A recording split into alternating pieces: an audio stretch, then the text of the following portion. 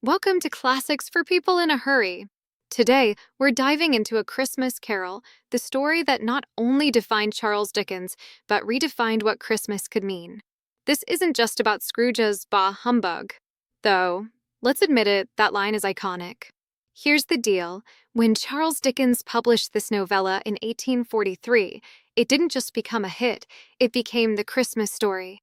More than a holiday classic, it's a cultural cornerstone. Think about this. When Dickens passed away in 1870, a young girl reportedly asked her father, "Does this mean Father Christmas will die too?" That's the kind of legacy we're dealing with. To understand how we got here, let's rewind to Dickens himself. Born in 1812, his life was, well, Dickensian. Poverty, hardship, and heartbreak colored his early years. At just 10, Dickens watched his father land in debtor's prison. That meant young Charles was sent to work in a factory, slogging 6 days a week in a damp, rat-infested basement. Those years left scars, but they also gave him a rare empathy for the struggles of others, something that would become the soul of his writing. Fast forward to the 1830s, Dickens is writing under the pen name Boz, publishing sketches in newspapers, and quickly becoming a literary superstar. By 30, he wasn't just famous. He was a cultural phenomenon.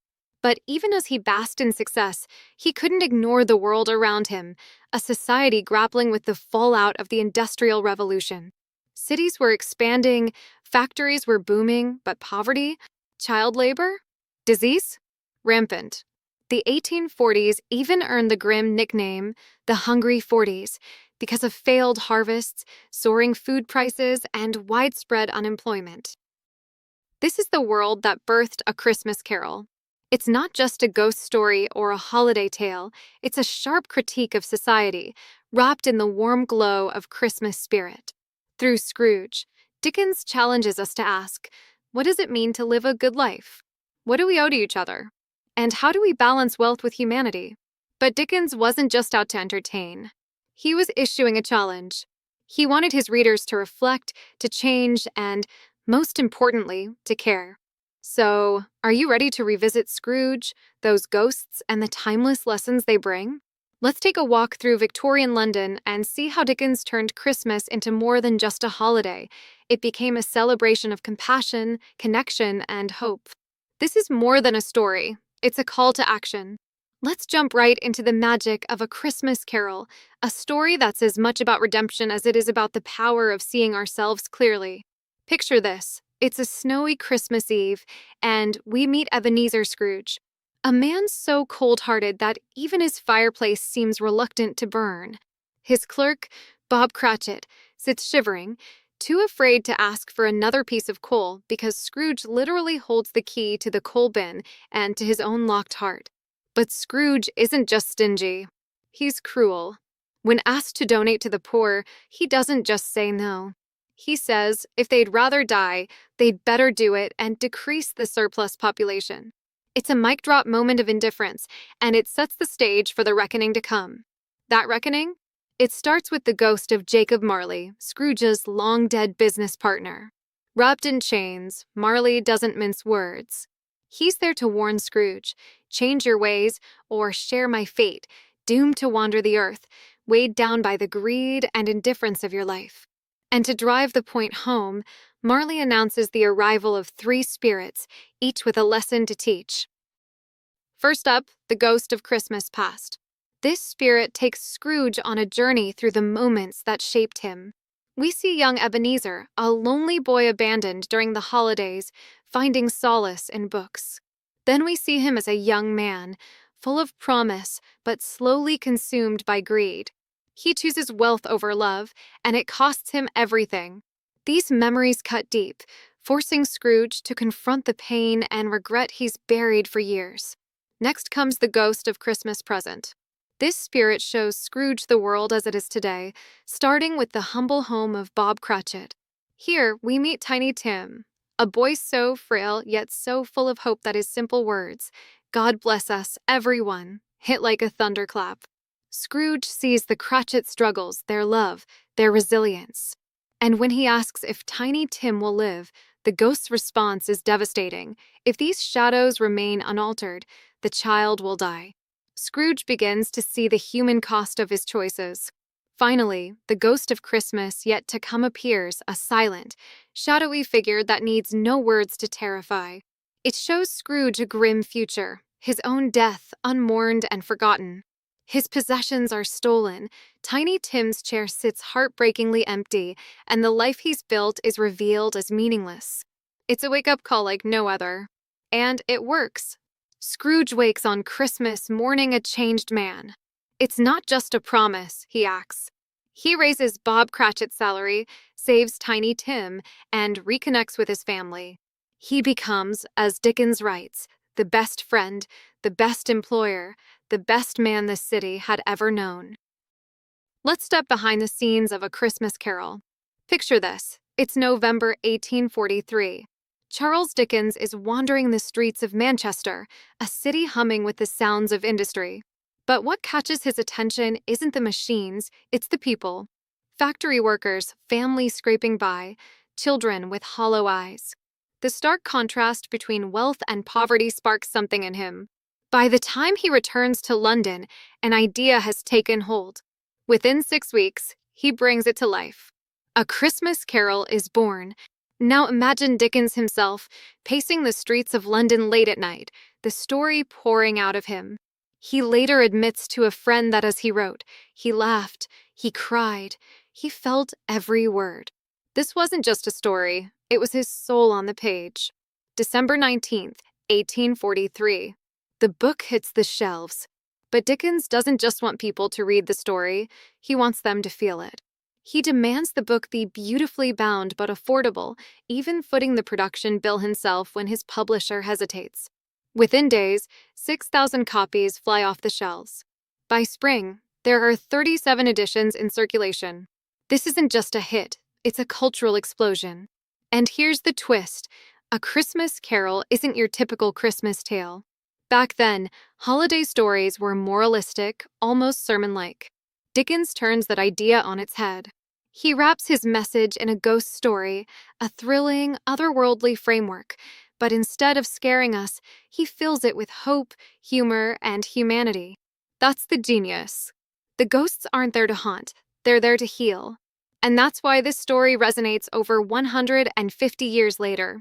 Let's take a step back to 19th century Britain. This wasn't exactly a jolly time of year. The Industrial Revolution had taken over, and Christmas, for many, was just another workday. Factory whistles didn't stop because it was December 25th. Survival often took precedence over celebration. But Dickens saw Christmas differently. To him, it wasn't just a date on the calendar. It was a chance to pause, to connect, to reflect. His daughter would later say it was his favorite time of year, and that love for the season is woven into every page of A Christmas Carol. Through Scrooge's journey, Dickens didn't just tell a story, he reminded the world of the holiday's deeper meaning. Here's something to think about. Christmas, as we know it, almost didn't survive. In the 1650s, it was outright banned in Britain, seen as frivolous and unproductive. Fast forward to the 1800s, and the holiday was little more than a blip in the industrial grind. But A Christmas Carol helped change all that. Dickens reimagined Christmas as a celebration of generosity, kindness, and community. He gave the holiday its heart back. In fact, some argue Dickens invented the modern Christmas. There's even a book, The Man Who Invented Christmas, that makes the case. And when you think about it, it's not hard to believe. Dickens didn't just entertain with A Christmas Carol. He inspired. He gave people a reason to reflect, to gather, to give. So here's the big question. How did a story so short, so simple, leave such a profound mark? Why does it still resonate with us today, in a world so different from Dickens' time? That's what we'll explore next. Here's the thing about A Christmas Carol. It's not just a story. It's a masterclass in timing, structure, and heart. Dickens didn't just craft a tale to entertain. He gave his audience exactly what they didn't even realize they were craving. In a world weary of preachy, moralistic holiday tales, Dickens flipped the script.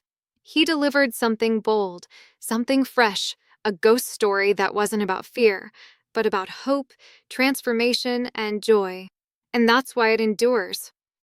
Let's talk about the structure. It's flawless.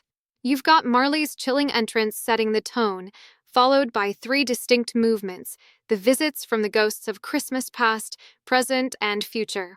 Each chapter builds on the last, pulling us deeper into Scrooge's journey. And then it crescendos into this joyful, almost cinematic ending where Scrooge isn't just redeemed, he's reborn. And the characters? Classic Dickens brilliance. Scrooge isn't just a miser, he's a fully realized transformation. Watching him go from icy cruelty to vulnerability to a euphoric redemption is like watching a caterpillar become a butterfly. Then you've got Fred, Bob Cratchit, Tiny Tim, all painted with Dickens' vivid brushstrokes. They're not just supporting characters, they're the beating heart of the story. But here's the deeper layer. A Christmas Carol is Dickens pouring out his soul. That moment where Scrooge sees his younger self, alone but comforted by stories like Ali Baba, that's Dickens. He knew what it felt like to be a child abandoned by society, left to navigate harsh realities. And that's why this story hits so hard. It's personal. It's a cry for compassion, for innocence, for humanity. Dickens understood something profound. Innocence isn't just for children. It's a cure, a way to heal a fractured society. Scrooge's transformation is proof of that. When he reconnects with his childlike wonder, his heart begins to thaw. He laughs. He cries. He dances. He becomes, as Dickens writes, as happy as a child. And isn't that the real magic of Christmas? Let's not overlook the writing itself. Dickens labored over every word of A Christmas Carol. Even as his fame grew, he kept revisiting this story, perfecting it. And it shows. This is a book that can make you laugh, cry, and reflect, all within a few pages. At its heart is this idea, beautifully captured by Scrooge's nephew. Christmas isn't just a day. It's a mindset. It's a time when we open our hearts, see each other as equals, and share kindness without hesitation. And that, my friends, is the brilliance of Charles Dickens' A Christmas Carol. Let's pull it all together. Think about this. Dickens didn't just write a book, he reignited an entire tradition. Before A Christmas Carol, Christmas was fading, a shadow of its former self in a society consumed by industry and efficiency. But Dickens took the world by the hand, painted a picture of the warmth of a roaring fire, the joy of a shared meal, and reminded us what this season truly stands for: kindness, generosity, and the beauty of human connection. This wasn't just a story for its time, it was personal for Dickens. His experiences as a child, toiling in factories, seeing the harsh realities of poverty and exploitation, those moments shaped his voice, his purpose. And that's why the story of Scrooge resonates so deeply. It's not just a tale of redemption, it's a heartfelt plea for compassion. What's remarkable is how perfectly crafted the story is. From Scrooge's chilling miserly ways to his joyful rebirth, every chapter is a symphony of emotion. The supporting characters? They're not just background, they're the beating heart of the story. Fred, Bob, Tiny Tim, they show us what it means to live with innocence, to hold on to joy, even in the hardest of times. And let's not forget the revolution this book sparked. Dickens didn't just sell a few thousand copies, he gave Christmas back to the world. He turned it into a celebration, a time to come together, to laugh, to cry, to love. His work became so intertwined with the holiday that even now, nearly 2 centuries later, Christmas and A Christmas Carol are inseparable. But here's the deeper lesson. Dickens wasn't just telling us to celebrate Christmas once a year. He was challenging us to carry that spirit with us every single day, to be like Fred and Bob, to hold on to that childlike wonder, and to see the humanity in everyone we meet. So, as we step into this holiday season, let's not just read about transformation, let's live it. Share how you're keeping the spirit of A Christmas Carol alive in the comments below. If this story warmed your heart, like this video and subscribe for more timeless lessons from the classics. Together, let's make sure Dickens' message echoes beyond the holidays and into every day of the year. Merry Christmas, everyone!